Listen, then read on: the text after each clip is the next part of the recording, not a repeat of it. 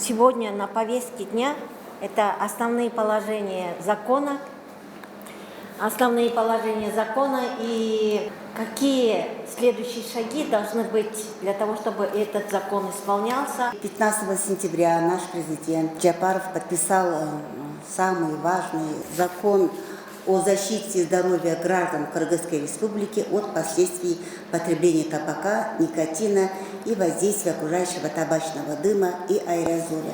Я считаю, что это, Министерство здравоохранения считает, что это очень важный закон в деле профилактики неинфекционных заболеваний. Этот закон включает в себе законодательство по борьбе против табака, законодательство по борьбе с вредным воздействием никотина и также международное право, связь этого законодательства с международным правом, поскольку есть у нас рамочная конвенция ВОЗ по борьбе против табака.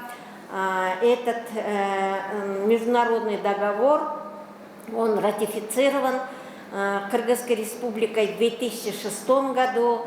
Здесь есть основной принцип такой, чтобы 7-й пункт – защита процесса разработки и принятия, внедрения политики общественного здравоохранения по борьбе против табака и никотина от воздействия коммерческих интересов табачной промышленности.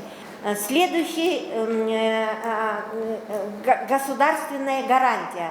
Гарантия государства, там тоже имеется пункт, что государство гарантирует именно вопросы защиты общественного здравоохранения по борьбе против табака от воздействия коммерческих и корпоративных интересов табачной промышленности. Кыргызская республика обеспечивает поддержку социально незащищенных категорий граждан, охрану труда и здоровья граждан. Да? То есть то же самое, норма охраны труда, она включена в нормы положения Трудового кодекса, где работодателям обязаны ставятся условия обеспечить соответствующие условия труда работникам. Каждый имеет право на охрану здоровья и медицинское страхование. То есть это основополагающие принципы, которые вытекают в том числе и из международных актов. Каждый имеет право на благоприятную для жизни и здоровья экологическую среду. Кабинет министров разрабатывает и реализует общегосударственные программы экономического, социального, культурного развития. То есть Кабинет министров есть программа до 2030 года, где есть пункты, где правительство берет на себя обязательства по уменьшению вредного воздействия табачного дыма. Вот одним из шагов на сегодняшний день явилось как раз-таки принятие этого закона. Права и свободы человека и гражданина могут быть ограничены Конституцией и законами в целях национальной безопасности, общественного порядка, охраны здоровья и нравственности населения. Эта норма говорит о том, что вот у нас часто споры идут, а как же права курящих, да? Почему права курящих не соблюдаются?